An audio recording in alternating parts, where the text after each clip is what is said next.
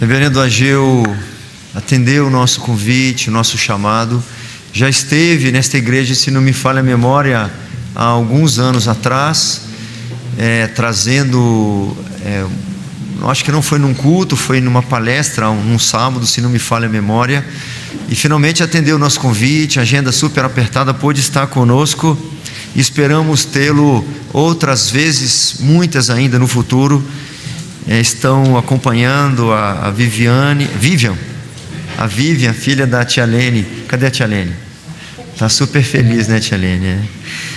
O Davi, a Bianca e o Daniel sejam muito bem-vindos. Reverendo Ageu, que o Senhor Jesus, que o Deus eterno ilumine agora tua mente, teu coração, para ser um instrumento do Senhor para trazer sua mensagem. Deus abençoe.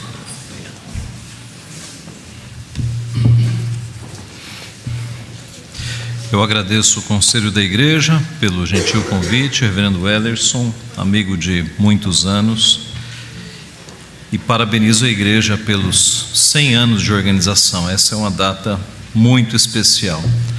São poucas igrejas no Brasil que podem comemorar 100 anos de organização. Então, louvado seja Deus por isso, por uma bênção tão grande, um século de bênçãos do Senhor. Louvado seja Ele. Agradeço o privilégio de fazer parte deste momento tão importante na vida da igreja. Vamos abrir a palavra de Deus em Tiago capítulo 5. Tiago capítulo 5.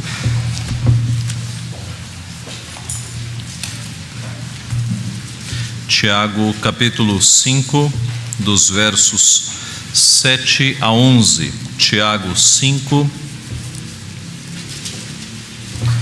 versos 7 a 11.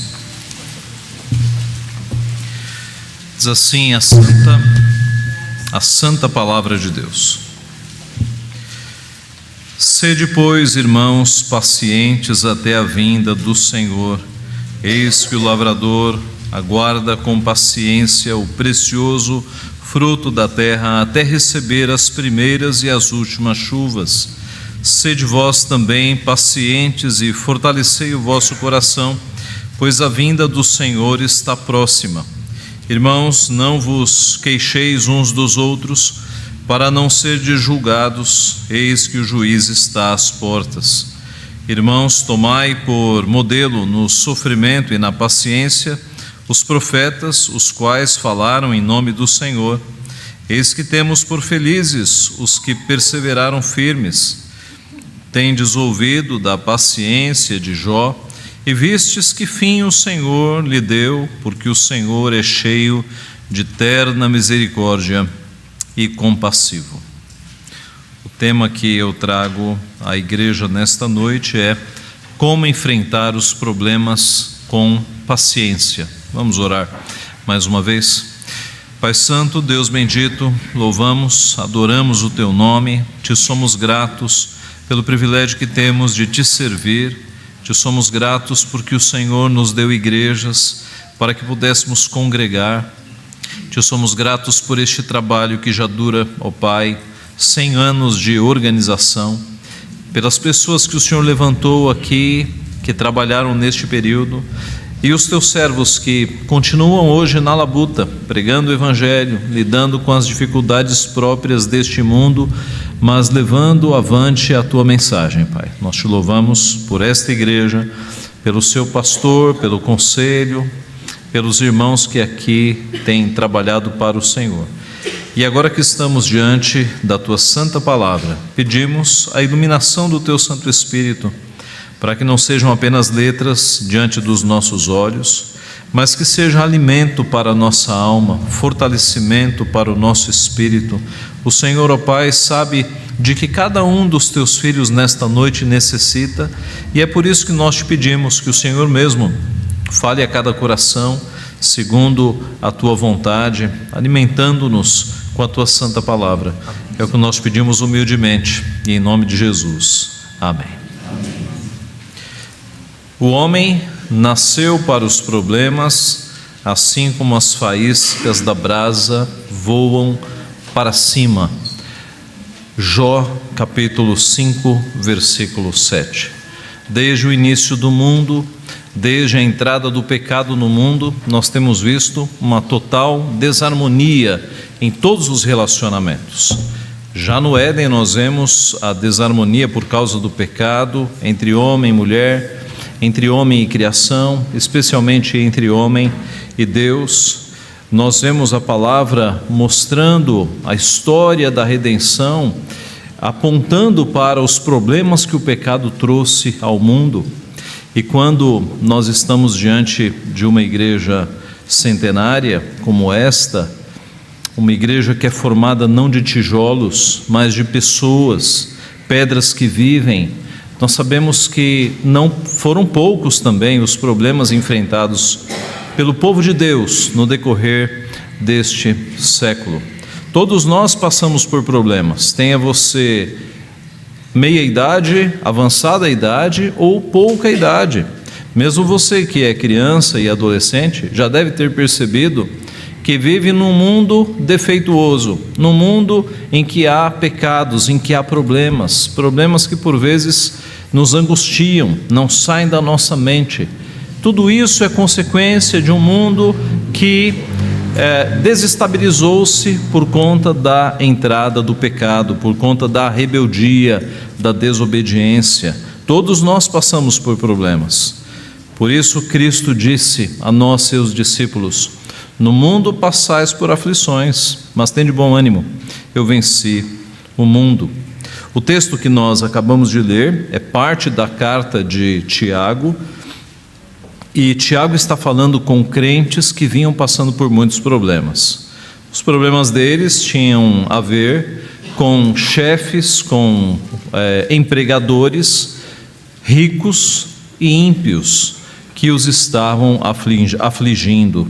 No texto anterior ao que nós lemos, nós vamos ver no capítulo 5, que no versículo 1, Tiago vai, no verso 2 e 3, Tiago vai dizer que estes ímpios tinham riquezas corrompidas.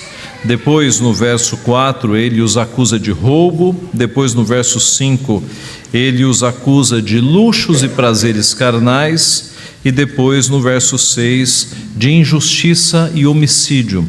Os crentes estavam sofrendo bastante por conta destes perseguidores. E Tiago vai instruir aqueles irmãos, e pela providência de Deus instruir a nós nos nossos dias, a como passarmos por estes problemas parecidos com o daqueles irmãos e problemas dos nossos dias com paciência. A palavra-chave deste texto é paciência. Ela aparece 5 vezes aqui no nosso período, mostrando que quando passamos pelas dificuldades da vida, a palavra-chave é de fato paciência. Paciência.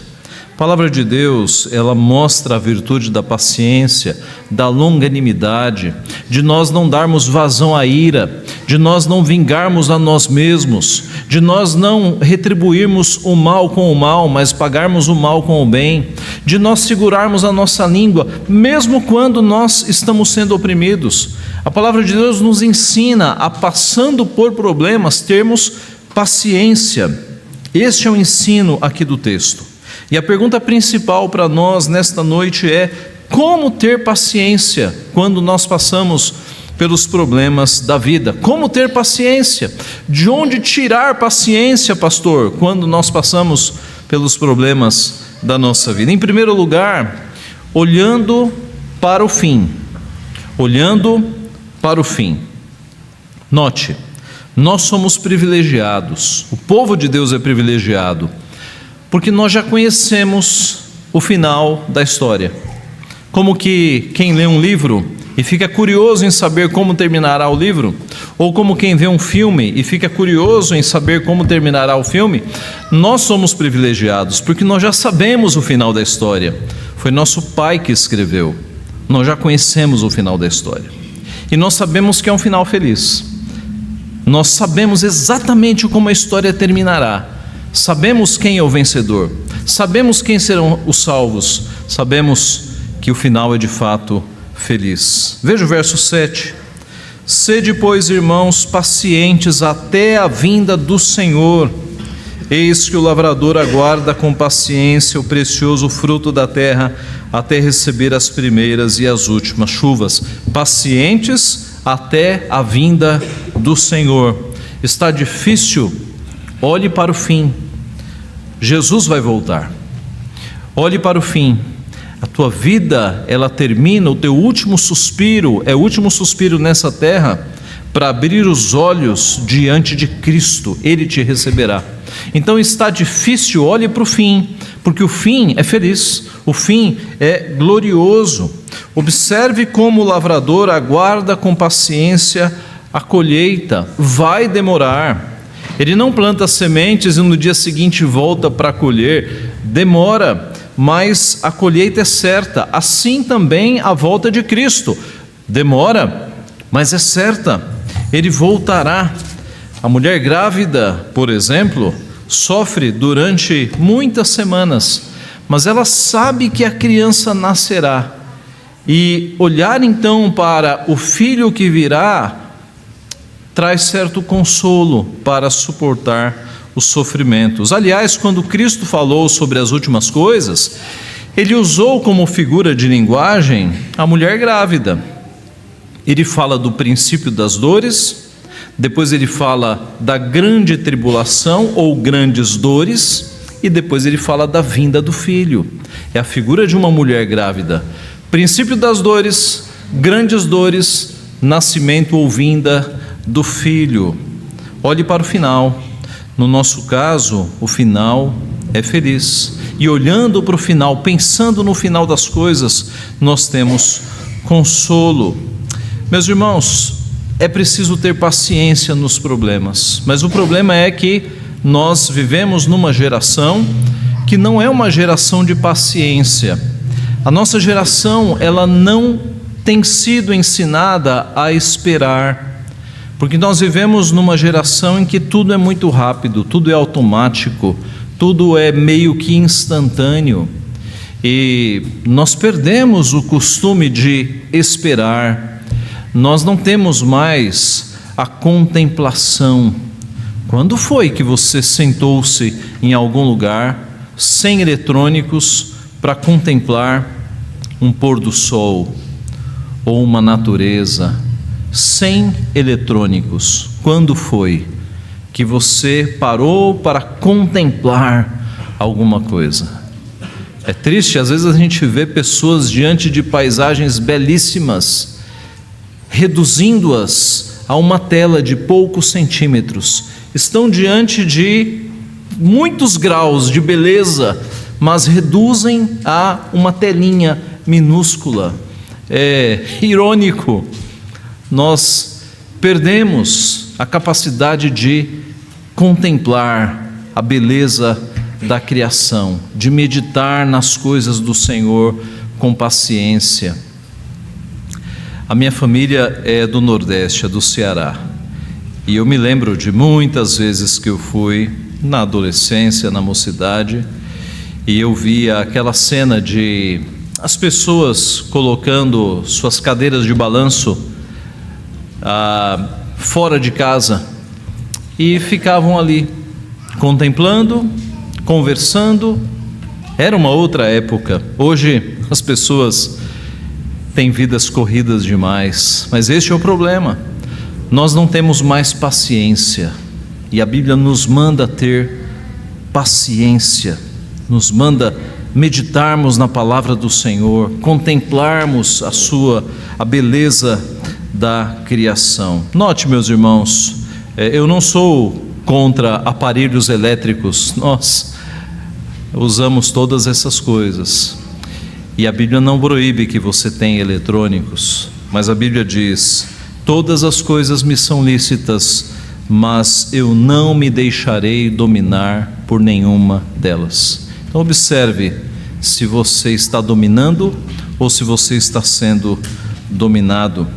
É por isso que o culto é tão bom de tantas formas e tantos motivos, porque no culto nós temos aí 1-2 horas em que nós livramos as pessoas do vício do celular, do smartphone, e as pessoas ficam durante 1-2 horas com a cabeça livre para pensar nas coisas de Deus. e saiam um pouco da escravidão das telinhas e dos aparelhos eletrônicos. Meus irmãos, voltando, como enfrentar os problemas da vida com paciência, olhando para o final, olhando para o final. A palavra nos diz em Gálatas 6:9: e não nos cansemos de fazer o bem, porque a seu tempo ceifaremos, se não desfalecermos. A palavra nos diz em 2 Coríntios 4:16: por isso não desanimamos, pelo contrário, mesmo que o nosso homem exterior se corrompa, contudo, o nosso homem interior se renova de dia em dia, porque a nossa leve e momentânea tribulação produz para nós eterno peso de glória, acima de toda comparação, não atentando nós nas coisas que se veem, mas nas que se não veem, porque as que se veem são temporais, mas as que se não veem são eternas. Então, em primeiro lugar, como nós podemos enfrentar os problemas com paciência, olhando para o final. Em segundo lugar, fortalecendo o coração e cuidando da língua. Veja o verso 8. Sede vós também pacientes e fortalecei o vosso coração, pois a vinda do Senhor está próxima. Irmãos, não vos queixeis uns dos outros para não serdes julgados, eis que o juiz está às portas. Então, quando você estiver passando por problemas, por perseguições, cuide do teu coração e cuide da tua língua. É o que Tiago está dizendo aqui. Fortalecei o vosso coração, e depois no verso 9, não vos queixeis uns dos outros. Cuide do teu coração, cuide da tua língua. Aliás, na palavra de Deus, coração e língua, ou coração e boca, andam juntos em muitos textos, em muitas passagens. Por exemplo, Deuteronômio 30:14, porque esta palavra está muito perto de ti, da tua boca e do teu coração, para a cumprirdes. Outro exemplo, Cristo dizendo: raça de víboras, como podeis falar coisas boas sendo maus? Porque a boca fala do que está cheio o coração. Boca e coração. Paulo escrevendo aos Romanos: porque com o coração se crê para a justiça e com a boca se confessa a respeito da salvação. E o próprio Tiago, no começo da epístola: se alguém supõe ser religioso, deixando de refrear a língua, antes enganando o próprio coração, a sua religião é vã. Então, novamente, quando você estiver passando por tribulações, por problemas, pelas tempestades da vida, cuide do teu coração, cuide da tua língua, porque senão o teu coração pode adoecer. O teu coração pode adoecer com pessimismo, com falta de fé, com desesperança, com amargura, com ingratidão. Eu não sei se você já conheceu alguém que passou por um problema difícil na vida e depois daquele problema tornou-se uma pessoa amarga, pessimista, sem esperança. É triste quando isso acontece, especialmente quando acontece com crentes, porque o crente tem a esperança. O crente não pode ser uma pessoa amargurada, uma pessoa triste. Cuide do teu coração, para que ele não entre em amargura. A palavra diz: sobre tudo o que se deve guardar, guarda o coração, porque dele procedem as fontes da vida.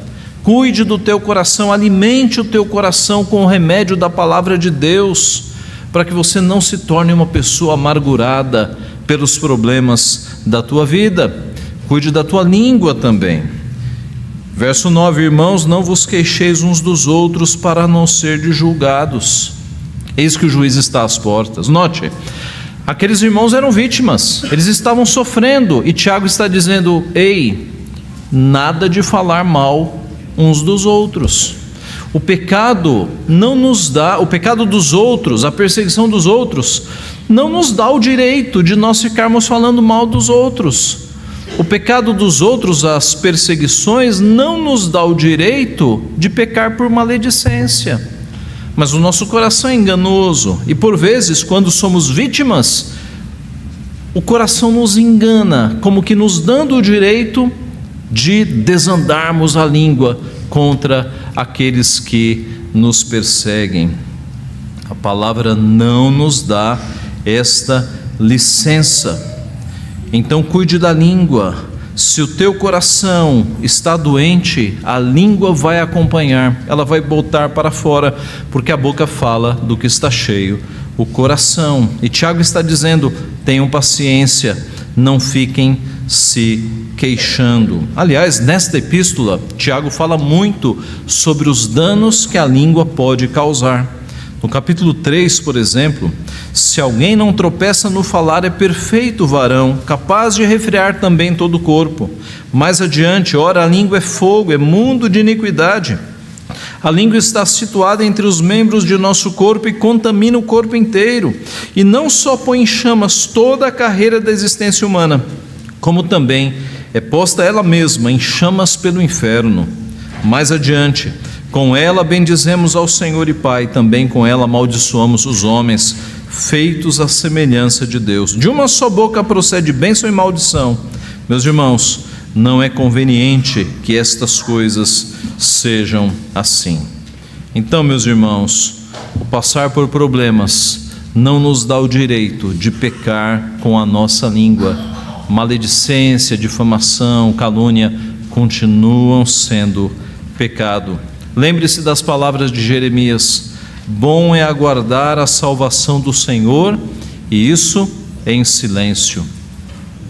Haverá momentos em que você será perseguido, caluniado, e o exercício mais piedoso é você aguardar a salvação do Senhor, que é justo juiz, que é o vingador, em silêncio, em silêncio.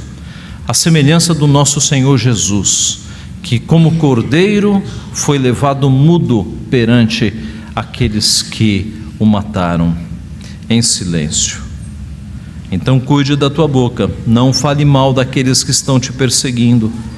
Cristo nos ensinou: ouvistes que foi dito, amarás o teu próximo e odiarás o teu inimigo. Eu, porém, vos digo: amai os vossos inimigos e orai pelos que vos perseguem. Paulo repete essas palavras em Romanos 12:14: abençoai os que vos perseguem, abençoai e não amaldiçoeis. Então, como lidar com os problemas? Com paciência. Primeiro, olhando para o fim. Segundo, fortalecendo o coração e cuidando da língua. E em terceiro e último lugar, seguindo os exemplos da palavra. Seguindo os exemplos da palavra. Veja o final do texto: irmãos, tomai por modelo no sofrimento e na paciência os profetas, os quais falaram em nome do Senhor. Eis que temos por felizes os que perseveraram firmes. Tendes ouvido da paciência de Jó, e vistes que fim o Senhor lhe deu, porque o Senhor é cheio de terna misericórdia e compassivo. Quando nós passamos por sofrimentos, ajuda olhar para os sofrimentos das outras pessoas. Na minha adolescência, nós tivemos um pastor lá em Santo André, talvez conhecido dos irmãos, reverendo Evandro Luiz. E o reverendo Evandro nos contou, certa vez, ele chegou na igreja e encontrou um jovenzinho, que murmurava bastante. E ele já sabia que ia vir muito mais murmuração, e o jovenzinho queria conversar com o pastor, e ele falou: eu converso contigo, mas vamos primeiro fazer umas visitas comigo ali no hospital? Vamos. E aí, reverendo Evandro passou mais de 1 hora visitando pessoas internadas no hospital, com os problemas diversos, não é? Típico de quem está internado. E depois, ao final de tantas visitas, no carro, o pastor perguntou para o jovem: e aí, o que você queria falar comigo? Quais são os seus problemas? E o jovem disse: pastor, pensando bem, eu não tenho problemas não, deixa para lá, eu não tenho problema nenhum. Olhar para os problemas dos outros nos ajuda a ter uma perspectiva de que talvez o nosso problema não seja tão grande assim. Talvez percebamos que há pessoas passando por problemas e perseguições e injustiças muito maiores do que as nossas. E Tiago então convida os irmãos daquela época e nos convida a olharmos o sofrimento e a paciência dos profetas, Os profetas são excelentes exemplos para nós de paciência no meio das tribulações. Pense em Elias sendo perseguido pelo rei Acabe. Pense em Jeremias preso, açoitado, jogado numa cisterna cheia de lama. Homem de Deus, profeta de Deus, passando por isso. Lembre-se de Daniel e dos seus amigos, passando por tantas provações ali no meio de ímpios, de pessoas que não serviam a Deus.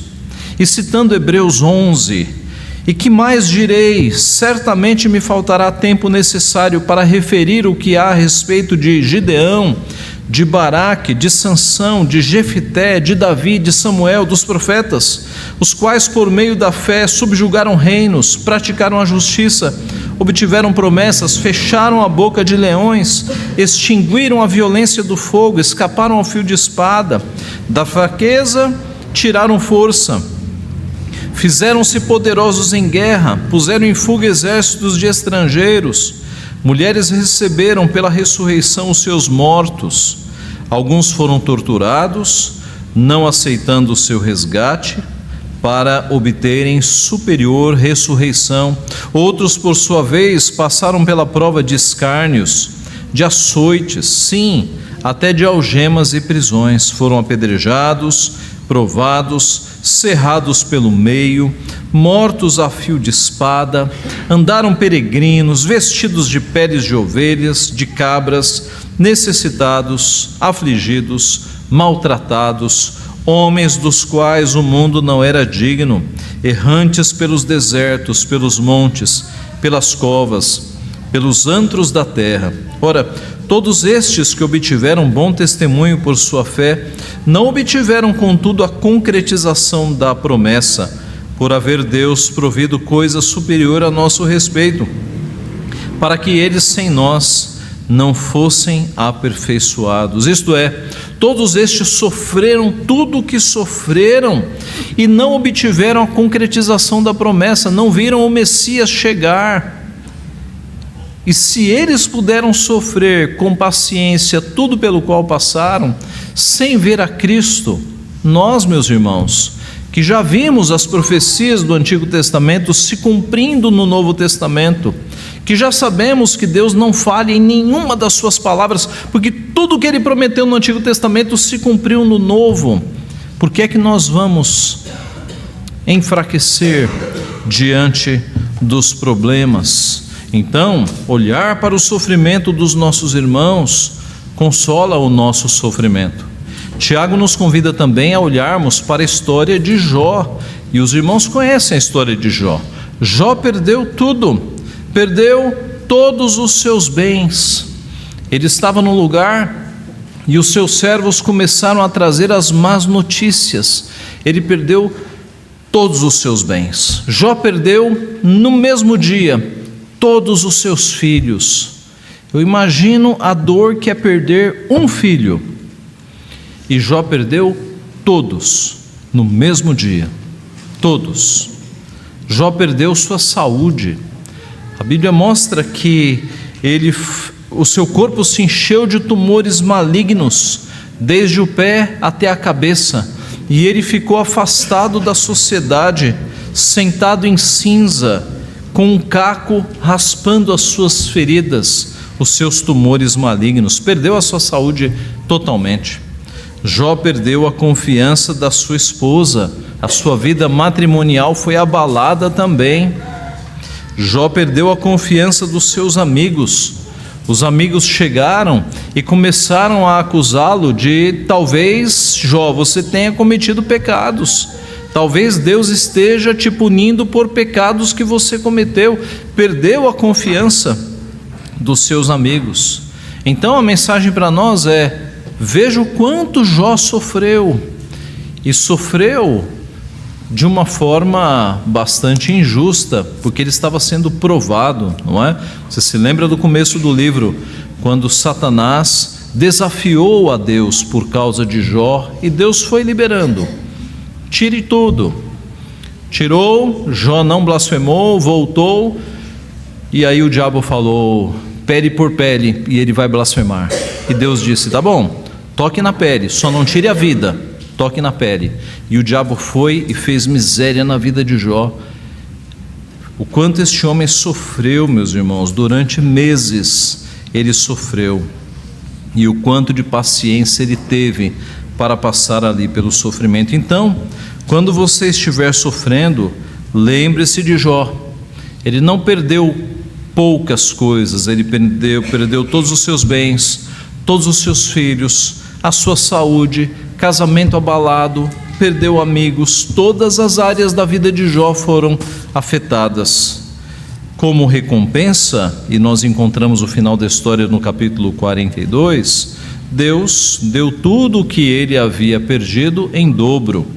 Deus restaurou todos os seus bens, diz lá o texto. Mudou o Senhor a sorte de Jó quando este orava pelos seus amigos, e o Senhor deu-lhe em dobro tudo quanto antes possuía.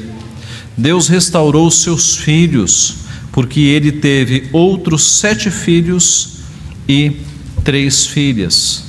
Deus restaurou a sua saúde, porque diz Jó 42:16, depois disso viveu Jó 140 anos, e viu a seus filhos e aos filhos de seus filhos até a 4ª geração. É claro que para ele viver 140 anos, ele teve a sua saúde restaurada. Deus restaurou o seu casamento, porque os 7 filhos e as 3 filhas que ele teve agora foram com a mesma esposa. Ele restaurou o casamento, é claro. E Deus restaurou os seus amigos, Deus corrigiu os seus amigos por conta das besteiras que eles falaram a Jó. Diz lá no capítulo 42, o meu servo Jó orará por vós, Deus falando com os amigos, porque dele aceitarei a intercessão, para que eu não vos trate segundo a vossa loucura, porque vós não dissestes de mim o que era reto, como o meu servo Jó. Então foram Elifaz, o Temanita, Bildade, o Suíta, e Zofar, o Naamatita, e fizeram como Naamabita, e fizeram como o Senhor lhes ordenara, e o Senhor aceitou a oração de Jó. Então, quando você estiver passando por sofrimentos, lembre-se de Jó, lembre da paciência, e lembre-se de como Deus recompensou o seu servo. Nós perdemos muita coisa nesta vida e não recuperaremos nesta vida, mas nós recuperaremos tudo e receberemos muito mais que o dobro na vida por vir. Não tenha dúvida, não tenha dúvida. O que Deus tem preparado para aqueles que o amam, nós não fazemos ideia. Então, nós podemos morrer nesta vida sem nada. Como na parábola do rico e do Lázaro, Lázaro morreu, mas a recompensa, meus irmãos, o que virá no porvir é muito maior do que tudo que nós perdemos nesta vida. Eis que temos por felizes os que perseveraram firmes. Tendes ouvido da paciência de Jó e vistes que fim o Senhor lhe deu, porque o Senhor é cheio de terna misericórdia e compassivo. Deus nos convida, nos ordena a termos paciência, porque Ele é o Deus de toda paciência. Ele é o Deus que é cheio de terna misericórdia e Ele é compassivo. E isso é refletido em vários textos. Por exemplo, Êxodo 34:6, Senhor, Senhor Deus compassivo, clemente e longânimo e grande em misericórdia e fidelidade. Salmo 103:8, o Senhor é misericordioso, compassivo, longânimo e assaz benigno. E a maior demonstração da misericórdia de Deus, da paciência, da compaixão de Deus está em Cristo Jesus, que foi mandado para salvar pecadores. Morreu na cruz, sofreu para nos salvar. Se Deus é paciente, nós temos forças para sermos pacientes também. Irmãos, concluindo, o homem nasce para os problemas, assim como as faíscas das brasas voam para cima. Nós vimos aqui que os nossos irmãos estavam sofrendo muito, e Tiago escreve estas linhas divinamente inspirado por Deus para dizer a eles que eles deveriam ter paciência, olhando para o fim, fortalecendo o coração, cuidando da língua e seguindo os exemplos da palavra. Cristo disse: no mundo passais por aflições, mas tende bom ânimo, eu venci o mundo. Note, Cristo não disse: tende bom ânimo, vocês vencerão o mundo. Ele não disse isso. Ele disse: tende bom ânimo, eu venci o mundo. É em Cristo que nós somos mais que vencedores. Não depende de nós, tudo depende dele. E isso é consolador, porque você não vai ter que lutar. Ele já lutou, ele já venceu. Basta que você confie nele e você se una a Jesus Cristo. Ele é o vencedor, ele venceu. Então, quando você estiver passando por problemas, lembre-se de que Cristo sofreu no seu lugar, para que você não tenha problemas para sempre, mas para que você tenha a vida eterna. Os problemas são temporários, eles acabarão. A vida eterna é para sempre, é para sempre. Em Cristo nós temos essa certeza. Os sofrimentos desta vida são passageiros, as alegrias são eternas. Estes sofrimentos passarão. Nossos dias são difíceis, nem sempre são ensolarados. Muitos dos nossos dias são chuvosos, mas, como um pastor puritano no passado escreveu: aquele que está a caminho de ser coroado não precisa se incomodar com um dia chuvoso. Aquele que está para ser coroado não precisa se incomodar com um dia chuvoso. Que Deus nos abençoe, que Deus abençoe esta igreja, que a igreja militante, a igreja que está aqui passando por problemas, mas vencendo porque Cristo venceu, continue firme nos caminhos do Senhor, com paciência, porque estes sofrimentos são temporários, mas a alegria que virá, que nos está reservada, é eterna. Que Deus nos abençoe. Amém.